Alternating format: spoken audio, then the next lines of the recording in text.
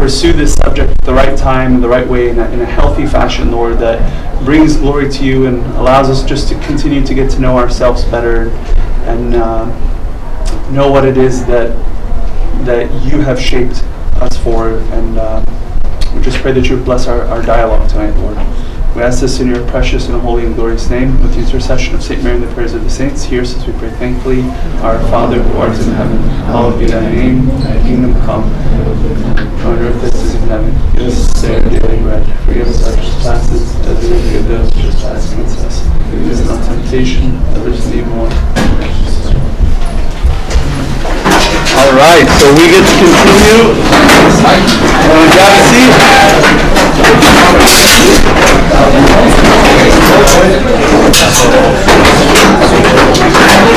right.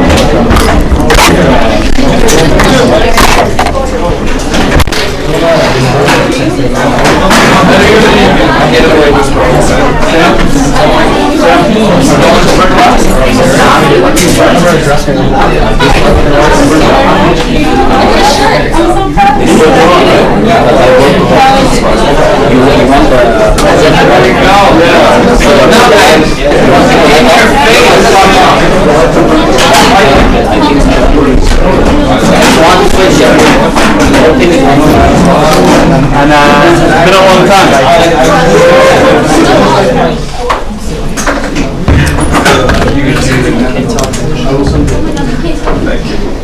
All right, take a deep breath. Start in the Father, Son, Holy Spirit. One God, amen. So we get to continue the discussion tonight on dating done right. We've had 2 weeks of this, and we've got 2 more to go. First week, Ma'ar talked about some good stuff, kind of set us up. Last week, Marianne kind of came in, gave us a couple of hits, and then tonight we're going to knock you down. All right, and next week we'll get back up, hopefully. I'm only joking. Tonight we're going to go deeper into the subject. We're going to be going into the 6 dating mechanisms and some tips to help you along the way. All right, so just as a point of review, the first week Ma'ar talked about what is dating, okay, and the 4 dating principles. And quoted from Henry Cloud's book, dating is a period of getting to know someone and then figuring out what you want to do with what you discover about each other. Okay, so in a big way, dating is about figuring out the other person and figuring out yourself and figuring out, based on all that stuff you figured out, what you're going to do with that stuff that you figured out. All right, so it's for 2 reasons. One is about finding a spouse, and the second one is learning more about yourself. Okay, so it's not, we can't say that it's only about one, because again, that whole idea about dating, guys, is it's a process. It's not like it's not an end in itself, okay, and the goal is not only one part of that. Okay, and if we keep that as both parts of that as an important part of the process, it'll make this process much healthier. The 4 dating principles are: God does his part and you do yours. If you remember, Ma'ar was reminding us that can't just like sit at home and say like, we're going to just sit here and wait for God to bring someone. And Abu Antonius also clarified that it's not we're just going out there and doing our part, but we also have to give God room to do his part and really to invite him into our own lives as we deepen our spiritual lives. Secondly, is doing the same thing will never result in something different. We're going to talk a little bit about that tonight when we talk about changing our traffic patterns. Number 3, everything that happens outside has its roots, something on the inside. So usually, guys, when we're doing something, whether in relationships or in our spiritual lives, or like right now when Michael and Evan are sitting talking and something on the outside is going on, right? Because on the inside, this is not as important a subject for them because they're only in high school, all right? So the outside, there's obviously something more deeply rooted, something on the inside, all right? You like how we made that happen? Number 4, dating is for healthy people, okay? Getting to know someone is something that we can do once we become healthy, all right? It's not something, we don't get healthy by getting to know people.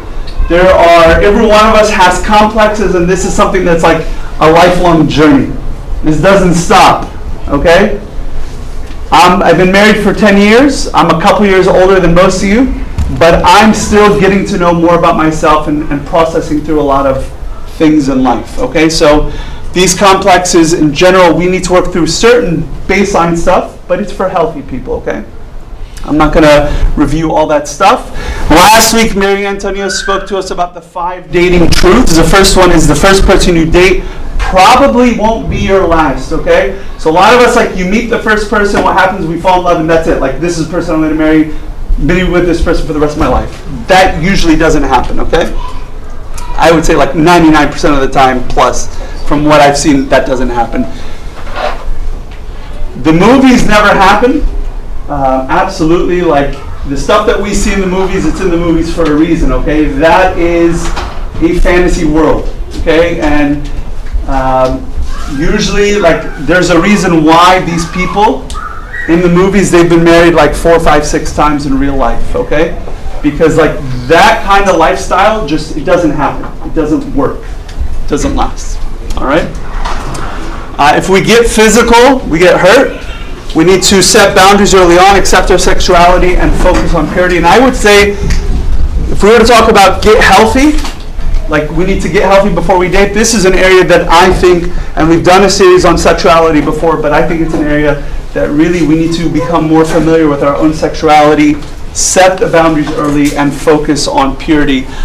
When we set those boundaries early on, and we let the relationship develop in a healthy way, then we have more clarity as the relationship develops and moves on. Number 4 truth was adapt now and pay later. Be yourself, nip it in the bud, don't bury the living. A lot of times we fake it early on because we want to impress the person. We change everything early on, and then as we get deeper into the relationship, the real me comes out, and then it's like too late. The person says, wait, you changed, right? So just be yourself, and that will help you figure out how compatible are you. And the 5th one is dating is a community thing. We spoke about this the last 2 weeks. Mar did speak about this, and Marianne expanded on this last week. Our team is God, priest, trusted friends, family, counselor, therapist. If you try, or if we try to do dating, get to know someone in an isolated way, and it's a secret thing, usually that tells you you probably are not ready for it. You are likely going to make a lot of mistakes, and there's a reason why it's a private affair, okay? And or if we think we know it more than anyone else and everyone else, that's probably an indication that we're not yet ready to get into a relationship, okay? So it is a community thing, and that's there, guys, to help us. These are tools, like the people in our lives are there to help us. They help us see our blind spots, which a lot of times we miss, okay? So those are the 5 dating truths, and tonight we're going to get into the 6 tips. Before we get into the 6 tips, just a word about those tips. So we're going to talk, and as we talk, there's going to be a balance here. We want to do what you're comfortable with. So inside of you, stuff will tell you, like, this is what's good for me. I'm comfortable with this, okay? But on the other side of the balance, we've got to be willing to challenge ourselves, okay? And right in the middle, it kind of like in some ways it's repetitive, it's redundant, it's iterative, okay? So we want to do what's comfortable, but what's comfortable should be that we're also challenging ourselves. And as we challenge ourselves, we'll become more comfortable with that, and it'll be a cycle, okay? This process is where growth comes, okay? This process is where growth comes in these 6 tips. So let's jump in to tip number 1. Tip number 1 is man up and woman up. On average, the roles are, and these are in general, guys, not everything you're going to say, but, so I'm going to give you kind of like some very just basic generalizations, and we'll say, I don't want every time my hand goes up and say, can we do, what about this, and we'll answer some of those things next week, but these are just in general, okay, on average. So, on average, a woman's role is to be desired, okay? You are there to be beautiful, to be desirable. When I say beautiful, We're not just talking about physical beauty, all right? You are there to be desirable, physically, spiritually, socially, to be pursued, and to respond. And this respond part is a really, really important part of the process, okay? This respond part is going to come up a few times tonight. Because when men do their role, which is lead, assert, and risk, you have to respond when they risk it, okay? And we're going to get into that. Now, guys, these words over here can be scary for us, okay?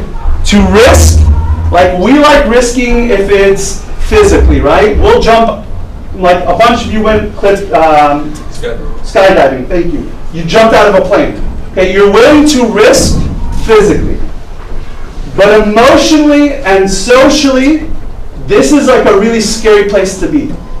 Because when we risk emotionally and we're rejected, basically for us as men, it tells us you're really not a man, okay? Our manhood, oftentimes, we like to express it in doing physical stuff, like beating each other up and jumping out of planes. Let me tell you, last week at ECCYC, I noticed the difference between guys and girls, okay? Girls, they come together and they're like, oh, you're so cute, that's such a cute purse, cute shoes, cute hair, cute earrings, cute nose, cute, everything's cute. Guys, they were, the first night they got together and they played this game called Sunnum.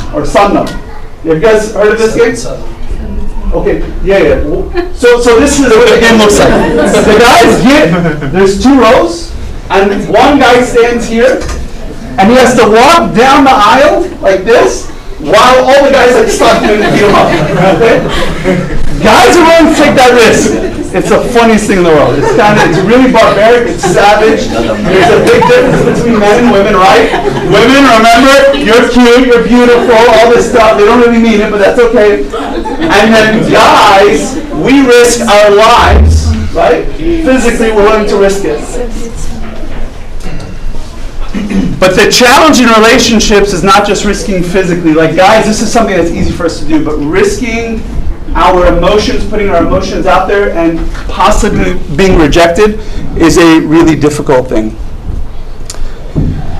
We love him because he loved us first. The greatest risk that God took, the greatest, the divine risk, was to create another freedom equal to itself.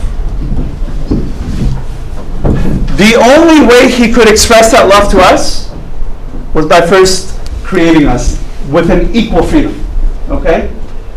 But we wouldn't have known his love unless if he took that first step.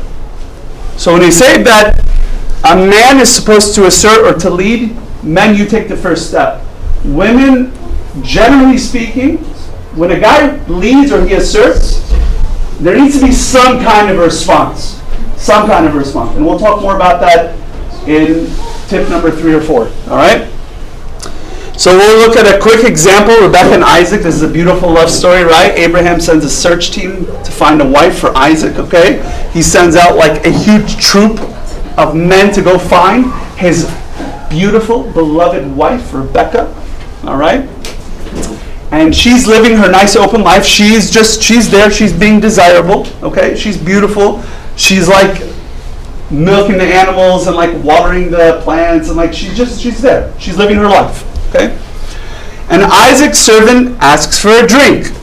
This is when he goes in and makes a contact, all right? So when he walks up and he's like, hey, can we have a cup of coffee together? Can we go out and have something to drink? A non-alcoholic beverage, all right? Rebecca gives him a glass of water. So she responds, right? He was thirsty. Very, very thirsty, yes. He's very thirsty. Rebecca offers to give to some of his animals. So guys, look at this. She doesn't just give him water. She goes above and beyond.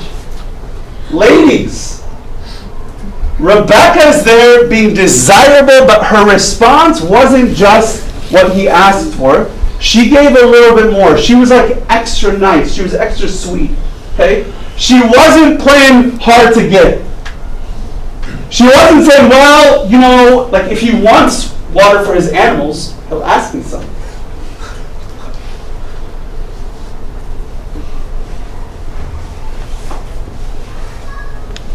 Let me hold on for that, for the rest. We got plenty to pick on y'all for, okay? Number 6, Isaac proposes to Rebecca, okay?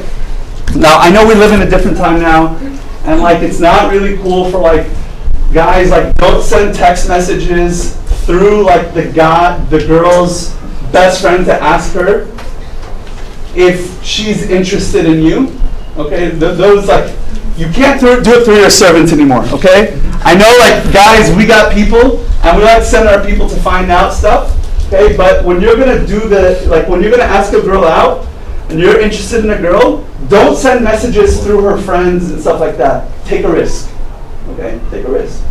It's okay to put a feeler out there. It's okay to, like, get an idea. But you have to be willing to take a risk and put yourself out there a bit. Rebecca, through her father, agrees. Okay? And of course, Isaac sends them traveling back. Rebecca sees him, dismounts, veils herself, and Isaac loves her when he sees her. Desirable. She's beautiful. The Bible says that she had a radiant beauty. We'll come back to that, because that is important. I know, like, we think sometimes, like, the physical beauty, it's like, and I've been asked that question so many times. Is it wrong if I want to be? We'll come to that. Okay? So who does what? In general, guys, we need to be willing to embrace our rules. Ladies, self-assurance, receptivity, and responsiveness. Men, confidence, purposefulness, and responsibility. I want to spend just a couple minutes in the top row, because what I want to say is, like, ladies, for a man, when he sees a woman, has a sense, and I just want to clarify, confidence and self-assurance, this is not cockiness, this is not arrogance. But when you have a self-confidence and a self-assurance, I've been told by so many people, that person, I'm so attracted to that person, they have so much confidence. I know some of I don't know a nice way of saying this, the not so attractive, the not like that most attractive people, but they walk around with such a sense of confidence and assurance about themselves, and there is something that is attractive about that. There is. Okay? We all enjoy being around someone who has a sense of confidence. Not cockiness. Cockiness we don't like as people. Okay? But she had a self-assurance. I'm sure with Isaac and Rebecca, their self-assurance and confidence came from their relationship with God. I'm 100% sure of that. Okay? And some of the most confident people I've met are people that are like really rooted in the relationship with God. I can't underscore how much, we are talking about dating, absolutely, but I can't underscore how important it is and how much of this stuff gets flushed out when our relationship with God is there, when it's stable. Receptivity. Receptivity. So, certain people, let me just say ladies, some of y'all, not y'all, but some of y'all in the general sense, have this reputation that no matter who the guy is that comes up to you, he's never good enough. You're not receptive to anyone. Like no one is good enough for you. We have been lied to, people, by our moms, primarily our moms. Moms, may God forgive you. All of us, our moms told us growing up what? You are the most beautiful girl in the world. You are the greatest guy in the world. And so ladies, like a guy comes talk to you and you're like, you are God's gift to the world. And all of you, absolutely, you ladies are all beautiful, all right? You are God's gift to the world. And so what happens is we're not receptive. Like this guy, does he know who he's talking to? Or we're just closed.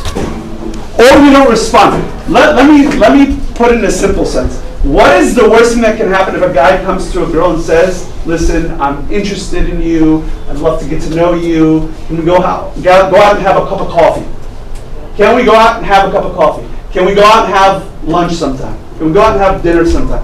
What's the worst thing that can happen if you say yes? What's that? For who? For the guy? For the girl. The girl? The worst thing that can happen is you get a free cup of coffee or a free lunch or dinner. That's it. Now, if the guy doesn't pay, well, we got a different issue. If he pulls this, I left my credit card and my wallet in the car, send it back out to the car again. Gentlemen, sometimes in conversations, we don't embrace our roles, and we're so like, girls, a lot of times the reason that they're uncertain, they don't know what to respond, is because when a guy is not purposeful for so long, girls shut down. Okay? Girls shut down. So like, what happens a lot of times, gentlemen, is the guy is like beating around the bush for so long, and when I say so long, I'm talking about like a year, because he doesn't want to risk getting rejected, and so he's putting feelers out for like forever and a day. And so at a certain point, the girl she shuts down. She's no longer receptive. Because you weren't purposeful to begin with. Okay? You knew there was like a connection, you were interested, you reached out, you guys have been talking, whatever, Facebook, whatever you guys do, all right? For like a year. And the girl's like, khalas, I'm done.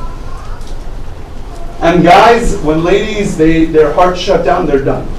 Okay? They're done. We've got to be willing to embrace our roles. Is it wrong for women to initiate? In general, no, but on average, yes. I want to tell you, ladies, embrace your role. I know in society today, like if you see something, go after it, get it, embrace your role. I'm telling you, if you are present, you allow yourself to be pursued, you respond, something should happen. If it doesn't, then we got to talk about that. Regarding proportions, there's no one size fits all, except that on average, each must embrace and fulfill the role. Be willing to embrace and fulfill that role of yours. Gentlemen, don't wait for the ladies to take the first step. Ladies, be around. Be present. Okay? Gentlemen, again, rejection is a normal part of the process. It is. Now, if you're getting rejected every time, then we got different issues. All right? We got to work on something.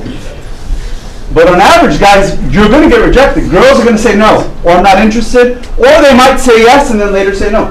That's okay. It's okay. Some have spoken about it as a numbers game. Okay? When I was in sales and marketing, I knew I had to talk to 50 people before I would get to one sale. Now, hopefully, your statistics aren't that bad. But I'm just saying. Ladies, if you find yourself not being pursued at all, then there's something you need to figure out. It's okay. Like, you might want to look back at this. Do I have no self-assurance? Am I not being receptive, or have I not been receptive in the past? Sometimes, folks, what happens is we don't embrace our roles. And so the other person they look at us like ladies who have constantly not been receptive, guys might just say, that girl's off limits. She's out of my category. Okay? I don't even have a chance.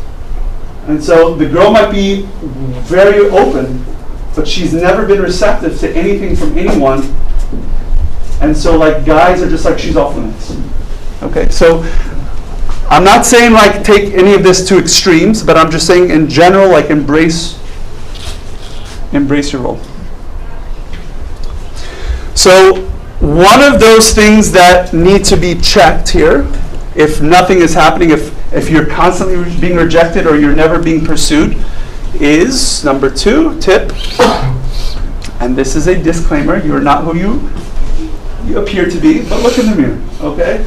Please, for the love of God, look in the mirror, people. Brush your hair, brush your teeth, get dressed like normal human beings, put on, look at your clothes. I know this is strange coming from me with my nice, beautiful wardrobe. So, our looks are often the first things people notice, right? We've all heard, you shouldn't judge a book by its cover, right? Can I tell you something? That's a lie. Everyone judges a book by its cover. Okay? I walk down the street with this on, and people make assumptions about me, right? If I'm walking from the back, they think I'm a terrorist. If I'm walking from the front, they think I'm a saint. Okay? I'm somewhere in the middle, I hope. Okay? Depending on the day, it might be a different story. The way we dress and the way we carry ourselves gives an impression to people about what we think about ourselves. So if we don't care about ourselves physically, and I'm not saying extreme here, guys, but we don't take care of ourselves physically, and we don't take care of the way we dress, it tells other people not only what we think about ourselves, but what we think about them. Okay? Now I want you to imagine, you heard growing up, when you come to church, you should dress Sunday's best, right? Why? Because when you come to church, what you're telling God is, I'm dressing in a way that reflects to you what I think about you. So if I'm walking around like guys all the time with shorts and a wife beater, what that's telling people is I really don't care about what others think about the way that I dress. I'm going to do my thing. Okay? The goal of dressing appropriately or dressing nicely, or dressing for the occasion, the right thing for the right occasion, right? Is to make a good impression, not a false impression. Okay? We're not trying to fake who we are, but we're at least, again, people judge a book by its cover. It's reality. It's a reality. Okay? We don't like to think about it, but it's the truth. We do it to ourselves, by the way. We do it to each other. And what I want to say is the outside oftentimes is an indication of what's on the inside, even biblically speaking. Okay? If I'm in sin, I'm living in sin, it's because something on the inside is messed up, right? So whether or not the inside of you is great, the way we look on the outside tells people something about who we are, who they think we are on the inside. One of the things that you might want to do is ask a trusted friend, and not just ask them, but give them permission and space to be honest with you. Okay? So I would say if Mike came up to me and said, Abuna, what do you think of my Hawaiian shirt on a Friday night to come to Queen's Church, the truth, I would say, man, I love you. All right? Great. Now, some of y'all might not feel the same way about wearing a Hawaiian shirt, but everyone has their own vibe, all right? So ask someone trusted what they think. Preferably ask someone who, also, don't ask me for fashion tips because I walk around in a black robe all day. All right, so ask a friend. Questions that you might want to ask yourself. Is your style attractive, modern, appropriate for occasions, for types of men and women you want to attract? Okay. If I'm saying, I'm not attracting the people that I'm interested in, then either one of two things. Either I'm not carrying myself in a way that is going to attract them, or perhaps I'm being unrealistic. Okay? But you can only control the controllables, right? You can't control certain things. So, carry yourself well. And again, the physical, guys, this is just a disclaimer. You're not how you look, okay? Proverbs is clear on this. Charm is deceitful and vain. Beauty is fleeting, okay? So please don't make decisions just based purely on the physical aspect, okay? But at least when you're trying to get to know people, Dress appropriate, dress nicely. Have you let yourself go? Am I comfortable with my body, or am I trying to hide it? Some pointers: wear colors. Again, take no advice from the way that I'm dressing or the way that I look, okay? Wear colors, be clean or be groomed, gentlemen. Like, guys, I know you like the scruffy look, but if you're trying to get to know someone, clean yourself up, do your hair. Ladies, take showers, perfume, clothes, stuff like that. It's nice, it's appropriate, okay? Exercise, take care of your health. And update your wardrobe every once in a while, like every 8 years would be great. Update it more often than that. Yeah, again, all of these things to an extreme are unhealthy, okay? But in general, we want to take care of the way we look, okay? And I don't think there's anything unspiritual or ungodly about taking care of the way that you look physically. There's nothing wrong with that, okay? It's again when we take these things to an extreme, and we harp on them so much, and that's our only focus. I'm going to win someone just by the way that I look. And then the inside's all unhealthy. Okay. Tip number 3 is don't play games. So we're going to look at some fake dating strategies, the motivation behind them, and what is the real strategy that we should be taking. Fake dating strategy is playing hard to get. What am I really saying? What's behind playing hard to get? What am I trying to tell the other person? Anyone? Guesses? Too good for you? I don't want you. I don't want you? Huh? Not easy to get. Not easy? Okay. Or you gotta work for it. You're creating value. I'm saying I'm something special. You have to work hard to get to know me. You know why? Because my mama told me the real strategy is just have a full life, be who you are in a full, abundant way, and let that be the value in and of itself. You can't create value when you are living a full life in Christ. And you see your self-worth in Christ and all the gifts that He's given you, your intellect, your beauty, your work ethic, and all that other, your sense of humor, all that other fun stuff. That is the value that people will be attracted to. Okay? And that's ultimately what people are going to get. So you don't want to create a false paradigm that people are going to be like, whoa, I thought this person was valuable. And they get in and they're like, whoa, huh, what? And they walk away. Be yourself, live life to the fullest. John 10:10, one of my favorite passages, I've come to give you life and to give it to you more abundantly. Live an abundant, full life. Jettisoning your life or being completely on lockdown is the simplest way that I could put it. Okay? In other words, you don't want to appear too independent. You just want to suck them in. You want to look like you're this bit tayyibah. Like whatever your parents tell you to do, I'm going to do it. Bint al-ta'a, daughter of obedience. Some guys just they eat that up. They want a girl who's just going to be completely dependent on them. She's just a homebody. She's just going to be she's going to cook and clean and be pregnant all the time.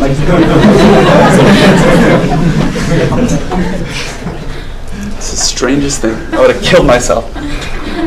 Live your life and don't compromise it too soon. Okay, be who you are, ladies. Be who you are, gentlemen. Okay? And if you're just staying home because it's an act that you want people to see, something deeper is going on. Something deeper or isn't going on. And that's something that you need to work on. This is the worst one. Don't see him more than twice a week and don't accept a Saturday night date after Wednesday. What? People do this? This is crazy to me. I remember actually when Maura and I were getting to know each other, my mother-in-law, Maura's watching by the way, hi. My mother-in-law told Maura, Khaliki te'ila. Okay? Don't, not literally be heavy. Be heavy-hearted a little bit. Let him work harder for you. Okay? Don't ever tell him that you really how much you like him. Make sure that he always loves you more than you. All this kind of weird, complicated, bizarre stuff. okay? It's fake dating strategies, okay? If he calls me Thursday morning and says, let's go out on Saturday, sorry, I'm not going to do it. Sorry, I have plans. Part of it, guys, is also creating value. I've got other stuff going on. You want to portray that you're having good boundaries, self-respect, and other respect. But what I would say is just have a common respect. Have a mutual respect there. And what I would also suggest is if that's one of your things, like you don't, maybe like some of us, and I'm kind of that way a little bit, depending. Okay, I'm really much that way. I don't like when people come up and tell me, like, Abuna, and this has nothing to do with dating, but Abuna, like tomorrow, we want you to give the talk. Right? That's me, right, Samir? Like, I like to know, for those of you who know personality assessments, I'm a J, okay? I'm a J when it comes to my work, and I'm a P when it comes to my social life. So if you call me like tomorrow morning and say, Bruno, hey, come out to the basketball game, I'm like, all right, I'm there. Except for I have a wife and kids, hi honey, and other stuff going on, okay? But when it comes to work, I'm a J. I like to know what I'm going into. I like to be prepared mentally, everything. Some of you are J in your social life, and that's fine. But if you are and you like to have advance notice, just tell the other person, listen, like, just at least give me a few days notice before we're going to do something. Okay? Just so I can prepare myself if I have other things going on. Okay? And if you've already made other plans, don't get upset. Say, why didn't you tell me sooner? Just tell them, listen, I got other stuff going on. It's all right. Can't do it. But communicate that and communicate that what your expectations are. Lastly, is the fake dating strategies keep someone guessing. Don't tell them if you like them. Don't tell them if you don't like them. Just keep them guessing. Hold on to the power. Hide an inner emptiness. If you're mad, this is the worst. If you're angry, don't tell the other person. Silent treatment. Never tell the other person how mad you are or what you're thinking, because as long as you don't speak, you are in control. I think whether you're a guy or a girl and you do this, this is so manipulative. And this wrecks relationships. Share of your real self. If you're upset, speak. Learn to communicate in a healthy way. Remember that first week Ma'ar said a big part of this process is not just finding a spouse, but also learning about yourself? This is huge, guys. Learning to share of your real self in a healthy way is so key. If we can't, in a healthy way, say, listen, when you did this, it really upset me. It really bothered me.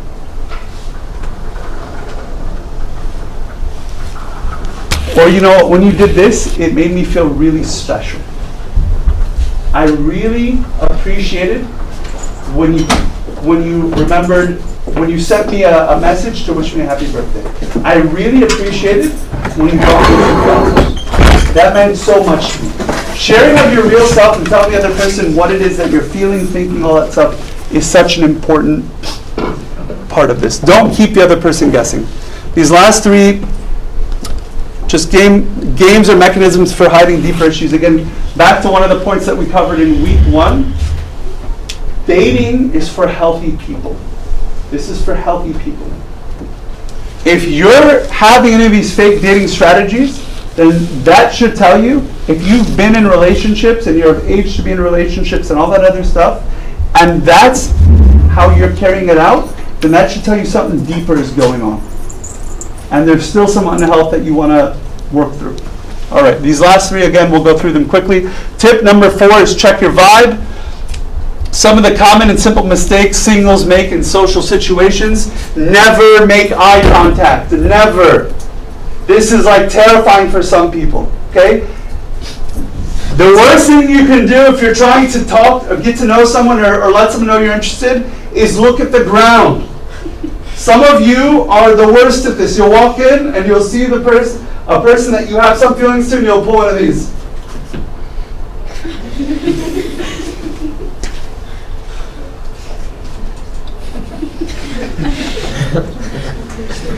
Stare at the wall! Oh my goodness. Why? Well, if he really likes me, he'll come talk to me. No, that's not how it works.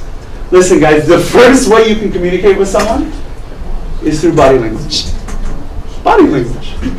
You look at the person in your eye. Let me ask you a question. If I was talking to you right now and I was looking at the floor the entire time, what does that tell you? Abuna is not here. He's not interested. He's not communicating with any of us. He's having a conversation with this dirty tile that's filthy. It's scuffed up. He's not interested in it. Okay? When you make eye contact with someone, that's the first way for you to engage with the person, connect with the person. Okay? Never speak to a man first.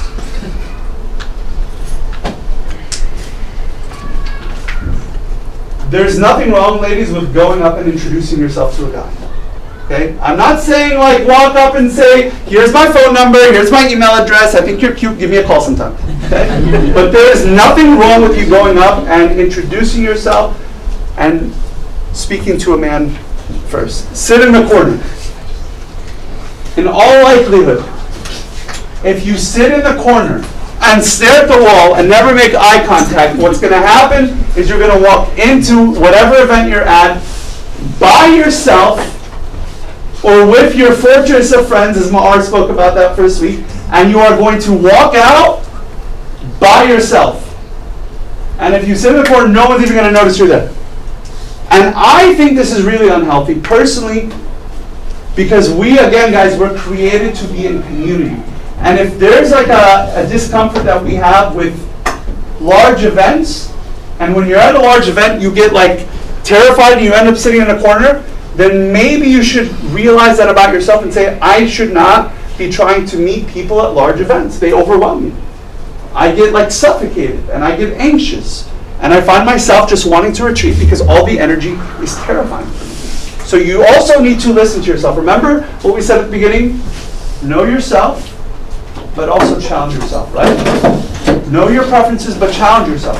So guys, if you are terrified of large crowds, and you're saying like, God, I really want to get to know someone, I'm going to go out, I want to meet people, I'm interested in meeting folks, and you go out and you're terrified because it's just crowded, try different venues, okay? Observe someone, gentlemen, get anxious, then give up.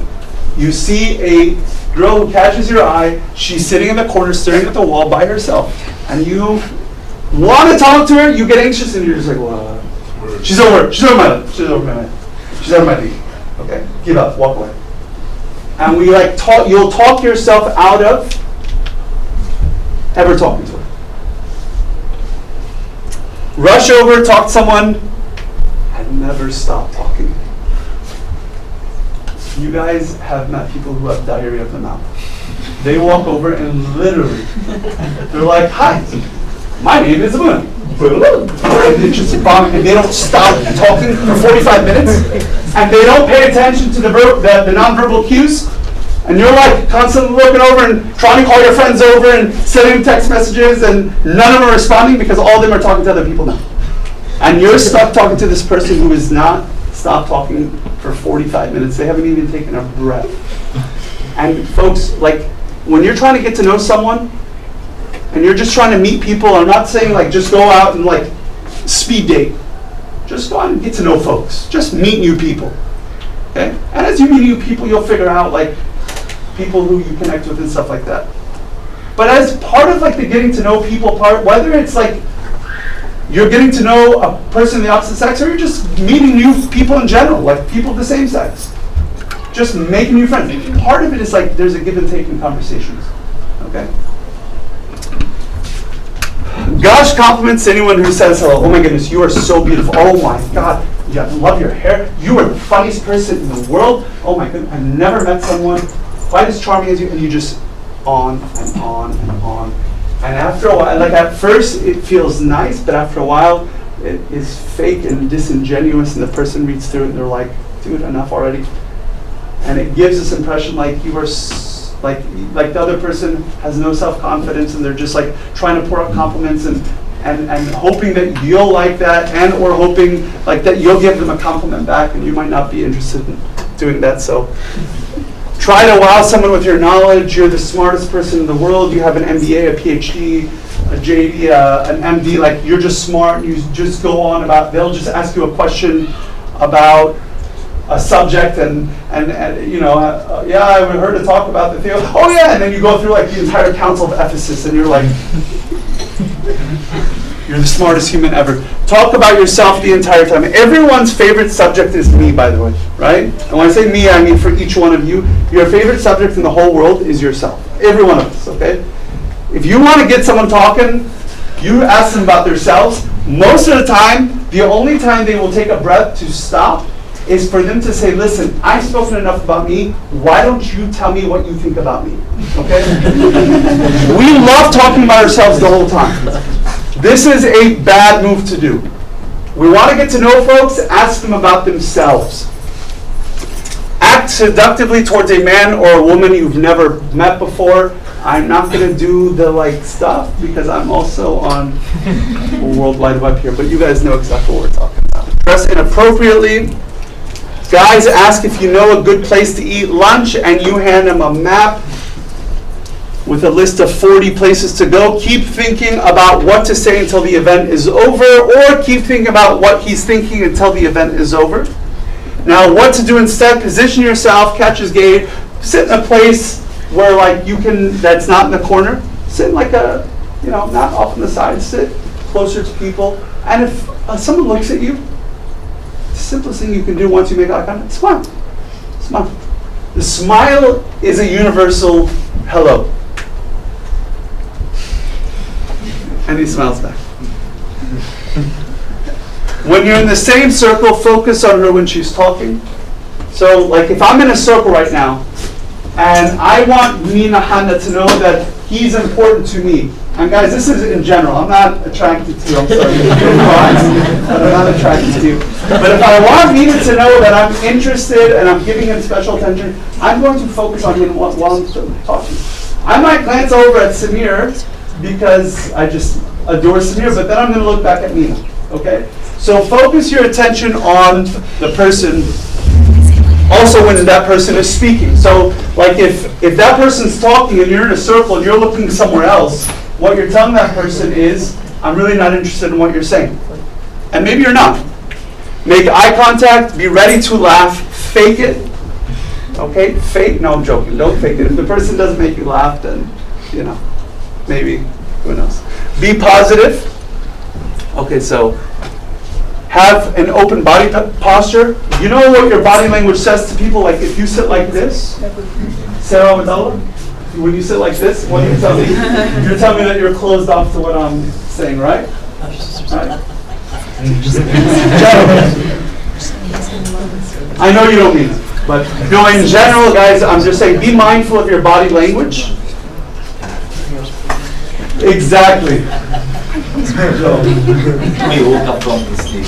Never be rude. So like, some people think it's an attractive quality. You're out having dinner, and the waitress is like late with the bill, and the person snaps at the waitress and is rude. And that's like that person's way of showing the other person, I care. I'm powerful, I'm strong. Being rude is never an attractive thing. It's never something that people look at and they're like, wow, that person was rude. Look for nonverbal cues. So like if the other person, like you're out, like on this super date for 18 hours, you're at Denny's. Never do go to Denny's, by the way, on a first date. Never. You'll be there like till 6 in the morning, sitting having 8 cups of coffee. It's a never-ending date place. Never. And now they're all going to go to Denny's.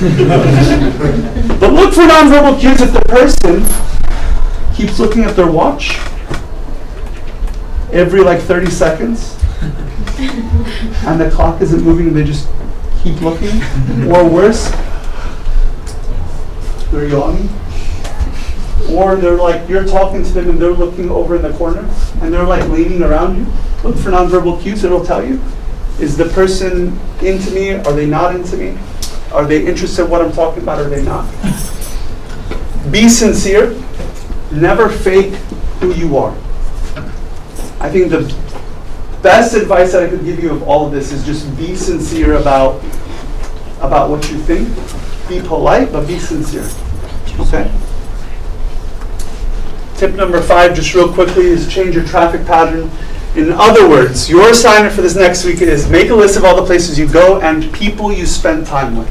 Again, this is assuming that you're at a place, freshman in college, this is not for you. You can scratch number 5, okay? But you can put this in the back of your memory for like 15 years from now, okay? So for the next, if you wanted to know, like, where am I going? I'm not meeting people. I'm not meeting new people, okay? Where am I going? I'm going to make a list of those places and the people you spend time with. Then, some of the things you can do to change your traffic pattern are this. Look at that list and say, if my entire week I go to Queens Church 8 times a week, I'm not meeting any new people. Then what I may do is only go 6 times a week, and those other 2 I'm going to go visit other churches. Just meet new people. Guys, so long as you're meeting other people, what's going to happen is one of those people there might be a connection there. Who knows? Or you might meet someone who knows someone who knows someone who knows someone who's married to someone who knows someone who might be good for you. Okay? Arrange and attend get-togethers or hangouts.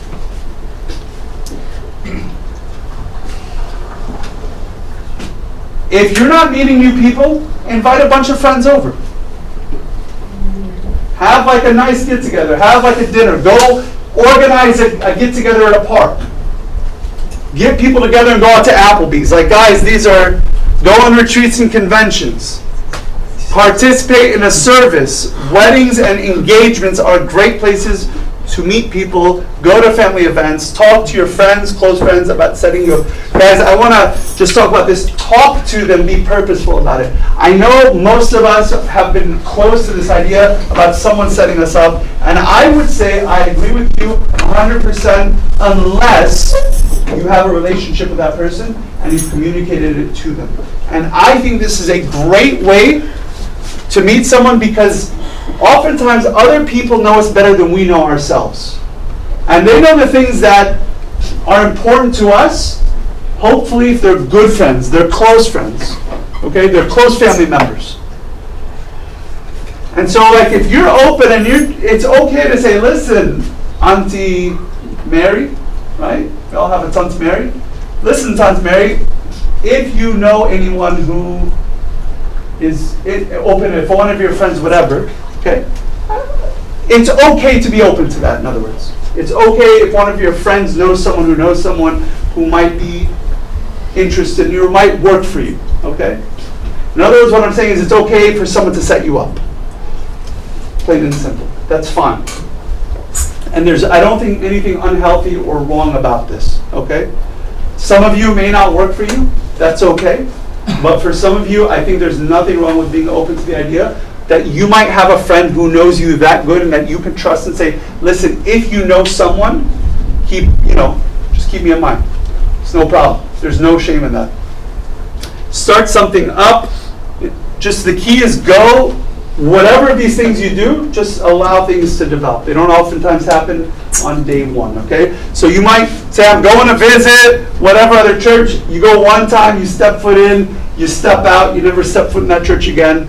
And someone there might have said, hey, that person, I've heard about that person, I've seen them on whatever, and, just be around, in other words. Change your traffic patterns. Last thing. Tip number 6 is rethink the whole friends thing. This is a really, I think, sensitive, challenging concept. But I think as much as you're going to rethink the whole friends thing, beware of destroying friendships also. A lot of y'all have friends that are like of the opposite sex that are like really close friends to you. And you're like 25, 26, that person has been your friend, close friend for like 7, 8, 9 years. You listen to the advice. When we said, guys, when you're younger, when you're in high school, your first few years of college, don't get involved in relationships, blah, blah, blah. You listen to all that good advice. And you're now at an age where you're thinking about it, you're entertaining relationships, you're open, your mind, your heart is telling you like, I'm open to the idea of marriage. And you look and you see like this friend of yours, who's of the opposite sex, And like they've been there for 6, 7, 8, 9 years. You may have known them your entire life. So what's going on? Part of the problem may be that neither of you has ever taken the blinders off. Your mind, your eyes have been always focused on, they're just a friend. What you can do is consider it together, and there's no pressure. Some of the best things to do is to know, guys, gals, is that when you've been friends with someone of the opposite sex for that long, and you are really connecting, that the easiest thing you can do is just say, like, talk about it with the other person. And then if you find, like, it's not there, just back away from it. But this requires a lot of maturity. Okay? This requires a lot of maturity. And a lot of self-assurance, self-confidence, etc. Only one person wants it to progress. Bring it up or give it up. Okay? If you're interested in one of your really good friends, and the other person you're not sure about, either bring it up to the person or just give it up and walk away from it. Don't bring it up. Let it be. Oftentimes we say, but it's just a friendship. If it's just a friendship and it's never going to be anything more than that, it's okay, maintain it, keep it healthy. We all need friends. And sometimes, guys, that person of the opposite sex will be someone, although there will be nothing there, while you're now getting to know someone, that person may be someone who you can go to and confide in, and there was never anything there between you. You might be able to ask that person, help me understand what's going on with this other person. He's an idiot, she's an idiot, I can't ever figure them out. They never make any sense to me, and they'll help you decipher the code. Other ways to tell if there is something there and you just don't know is get connected outside of the relationship. A lot of times, like your relationship, you've known the person your whole life, you guys surf together, but you've never like gone out for dinner together. Never gone out like whatever. Go to the park together, go to whatever. Okay, so be willing to get connected outside of the normal routine of your relationship and just explore. Evaluate the fruits of the relationship. If the relationship, the friendship is healthy, it's mutual, you guys socially connect, you guys like really get along well, consider those things as well. That's such an important part of marriage. Guys, I can't tell you how many people I've heard say, I just want to marry my best friend. Right? We've all said, I just want to marry my best friend. So we are so quick to shut this down because we say, oh, but he's just a brother to me. Oh, she's just like a sister to me. But the person might be like the best friend we could ever have. And we shut that out. So think about the fruits of this relationship. It's always funny to me that I look at churches and I see people that grew up together that are so close together. And I would say, but she's like a sister to me. Never consider being with someone from our own church community. Okay? All of this other stuff that we've been talking about, by the way, most of it's been going out and meeting people outside. Sometimes, guys, the person that you may marry may be right in front of your nose. But she's a sister to me. He's a friend. He's a brother to me. Okay? Just think about these other aspects, and at the end of the day, just be open. Be open. Get feedback from others. Ask a friend. Phone a friend. Say, like, what do you think about me and so together? Do you think it could ever work? Requires a trusted friend. Those things that destroy a friendship, idealizing romance is the highest form of friendship. So you might have that friend that you've been like best friends with, and I just want to be clear, I'm not saying like you should entertain more than that in every situation, because it might just be the best thing for you to be friends. And sometimes we think we're such good friends that it should naturally progress to romance. It should naturally progress to marriage, and that might be a disaster. The other side of it is overly idealizing a friendship. Again, you might say, well, this person is going to be my best friend forever. Let me tell you something. When you get married, that person who is your best friend your whole life is not going to be your best friend anymore. If your spouse has anything to do with it, and that is a person of the opposite sex, your spouse is not going to say, yeah, I think it's no problem. Yeah, you can, your wife is going to be like, yeah, you can go out with her. Yeah, no problem. Okay.